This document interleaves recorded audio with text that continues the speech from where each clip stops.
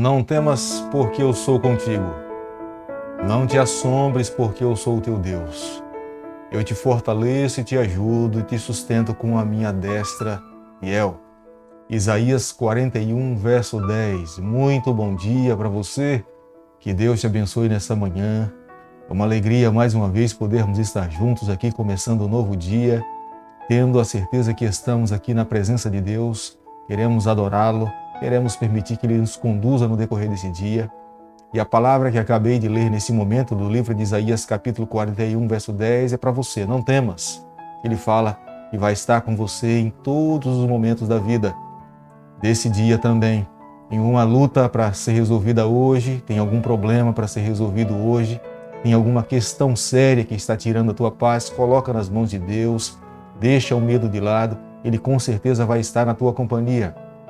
Não te assombres, porque eu sou o teu Deus, eu te esforço e te ajudo e te sustento com a minha destra fiel. Isaías 41, verso 10. Que Deus te abençoe no decorrer desse dia, que seja um dia de muitas vitórias, de muitas alegrias também. Nós estamos aqui estudando a Epístola aos Coríntios e eu quero então nesse instante convidar você a abrir a sua Bíblia no capítulo 14, no verso 1. Segui o amor e procurai com zelo os dons espirituais, mas principalmente que profetizeis. Não foi sem razão aqui que o apóstolo Paulo começou o capítulo 14 falando sobre os dons supremos para a igreja de Coríntios. Entre os crentes ali da igreja de Coríntios, havia um entendimento de que quando alguém tinha recebido o Espírito Santo, esse teria que falar em línguas. Era uma evidência. Se ele não falasse em línguas, consequentemente ele não teria recebido o Espírito Santo. Era um termômetro para a espiritualidade daquele membro. E aí então agora o apóstolo Paulo aqui no capítulo 14, ele estava orientando a igreja de Corinto com respeito a esse ensinamento. Mas eu queria logo aqui no começo chamar a tua atenção para dois pontos. Primeiro, o apóstolo Paulo nunca falou em línguas. É o que está descrito no capítulo 13, verso 1. Jesus também nunca falou em línguas. Moisés também nunca falou em línguas. Em momento algum, no capítulo 14, ou no livro, na sua epístola aos Coríntios, o apóstolo Paulo menciona o dom de línguas como uma evidência do recebimento do Espírito Santo. Pelo contrário, ele exalta o dom do amor como maior do que o dom de línguas. Aqui no capítulo 14, claramente, no capítulo 14, no verso 1, nós podemos ver que ele exalta o dom de profecia acima do dom de línguas. Mas temos que entender uma coisa, e eu acredito que aqui esteja a grande confusão. Jesus, antes de subir ao céu, Jesus determinou aos seus discípulos que eles permanecessem em Jerusalém para que ali pudessem ser revestidos de poder do alto, para cumprir uma missão especial que Deus gostaria pelas quais eles pudessem cumprir. A verdade, Jesus, quando esteve aqui nessa terra, vivendo com eles durante 3 anos e meio, o objetivo de Jesus era discipulá-los, ensiná-los, mostrar a maneira como é que eles deveriam viver e como eles deveriam estabelecer o reino de Cristo nessa terra, de uma forma espiritual, para que Jesus Cristo um dia pudesse voltar, mas os discípulos seriam aqueles que estariam à frente, conduzindo, ensinando e mostrando ao mundo o que Jesus esperaria que cada um dos seres humanos pudessem praticar. E lá no Pentecostes, no livro de Atos, que já estudamos, capítulo 2, o verso 9 ao verso 11, Jesus, então, agora, ele faz uma promessa. Ele promete aos discípulos de que o Espírito Santo seria derramado sobre aquela igreja, sobre eles. E aqui, então, agora é o momento que o Espírito Santo é derramado sobre aquele grupo de apóstolos que estavam preparados, já tinham derrubado as suas diferenças, eles já estavam agora vivendo de uma forma unida, já havia um único pensamento, o objetivo era exaltar o reino de Cristo, o eu já tinha sido crucificado na cruz com Jesus Cristo, e agora então eles estavam vivendo uma nova vida. E o Espírito Santo então é derramado sobre aquela igreja. E vejam, a Bíblia fala no livro de Atos, capítulo 2, o verso 9, quem eram as pessoas que estavam ali e a razão pela qual o Espírito Santo foi derramado. Ali estavam os medos, os elamitas, os naturais da Mesopotâmia, da Judéia e a Capadócia, Ponto e Ásia, da Frígia, da Panfilha, do Egito, e das regiões da Líbia, nas imediações de Cirene, e romanos que ali residem, tanto judeus como prosélitos, cretenses e arábios. Como os ouvimos falar em nossas próprias línguas as grandezas de Deus. Eles mesmos declararam que eles ouviram as verdades eternas na sua própria língua. Não houve necessidade de que alguém ficasse interpretando. Eles não estavam ouvindo um barulho que eles não conseguiam interpretar. Isso foi muito claro e nítido que quando eles ouviram, eles entenderam o que os apóstolos estavam falando. E entre eles, algumas pessoas começaram a falar: nós conhecemos os apóstolos. Eles são homens simples, pessoas humildes, mas eles estão falando ali e cada pessoa tem entendido na sua própria língua. E esta foi a obra do Espírito Santo, em derramar o seu Espírito, esse dom sobre a vida daqueles homens. Eles falavam na sua língua materna e cada pessoa, de onde era da parte do mundo, eles conseguiam ouvir na sua própria língua. O grande problema, amigo, é que os irmãos da igreja de Corinto, eles tinham perdido a razão do que era viver uma vida cristã. Eles estavam usando os seus dons para um exibicionismo, ensoberbecer, e acreditavam que aqueles que falavam em línguas tinham um patamar elevado de santidade e de cristianismo.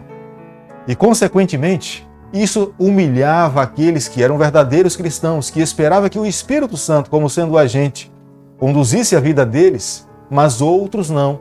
Usavam o Espírito Santo e falavam em língua e, dessa forma, causavam uma divisão dentro da igreja.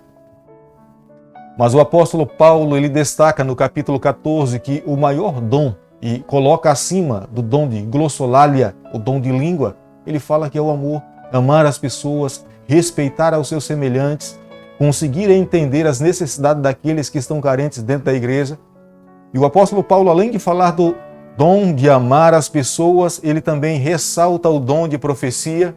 Eu confesso a você e falo para você que nos acompanha aqui nessa manhã, eu já estive em alguns cultos onde dezenas de pessoas estavam falando em línguas e, na verdade, não havia intérpretes. E, consequentemente, você perguntava para as pessoas que estavam ali falando naquelas línguas se eles conseguiam entender alguma coisa, mas ninguém entendia o que estava sendo falado. Portanto, aqui agora o apóstolo Paulo está trazendo à tona essa questão. Falar numa língua onde as pessoas não conseguem entender, é melhor ficar calado. Falar algo onde não haja uma edificação no corpo de Cristo, é melhor então amar as pessoas que estão ali ao seu redor, porque quando você demonstra que tem a sua espiritualidade maior do que outras pessoas e aqueles que são sinceros não falam em outras línguas, automaticamente você está afastando essas pessoas. Por isso que ele diz aqui no capítulo 14, é melhor você então agora buscar o dom de profecia, porque o dom de profecia é Deus usando você e você automaticamente está edificando o corpo de Cristo. A ideia de que falar em línguas é uma evidência de que alguém recebeu o Espírito Santo, ela é completamente antibíblica, não é verdadeira. E aqui no capítulo 14, o apóstolo Paulo enfatiza isso e deixa muito bem claro para a igreja de Coríntios. No capítulo 14, o verso 20, ele diz o seguinte: irmãos, não sejais meninos no juízo, na malícia, sim, sede crianças. Quanto ao juízo, sede homens amadurecidos.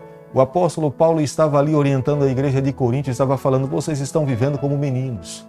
Espiritualmente, vocês não entenderam o que Jesus Cristo espera para a sua igreja enquanto esteja aqui nessa terra. Lembre-se de que o dom de línguas foi dado na igreja apostólica para a pregação do evangelho.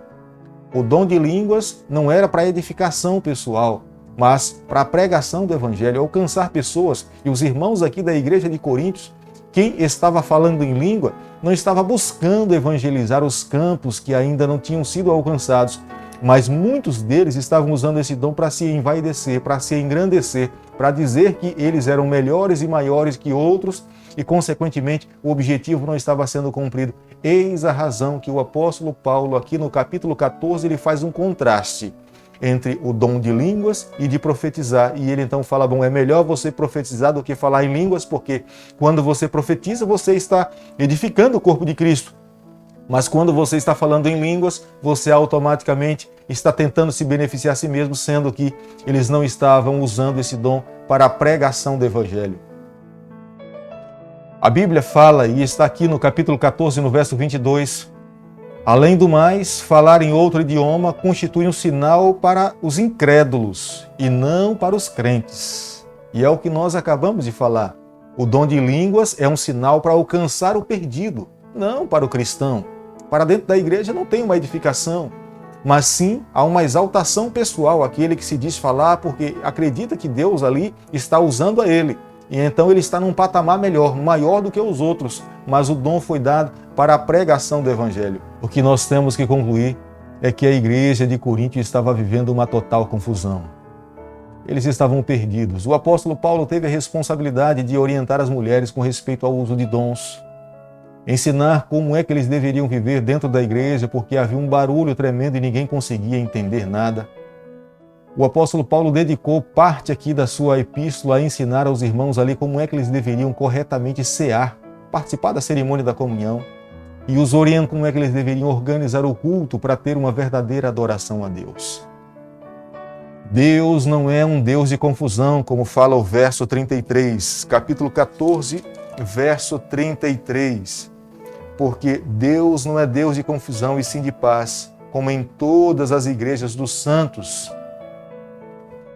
Amigo, nessa manhã, queremos aqui, terminando esse estudo, convidar você a cada dia a ser realmente um estudioso da palavra de Deus, averiguar detalhadamente o que Deus nos orienta na sua palavra, a seguirmos restritamente aquilo que Deus está pedindo para que nós possamos seguir. Estamos vivendo os últimos capítulos da história do planeta Terra.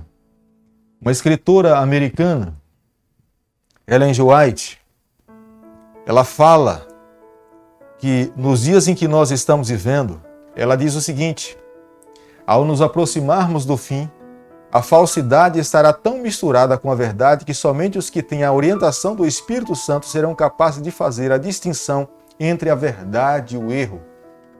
Eu acredito que esses momentos nós estamos vivendo agora.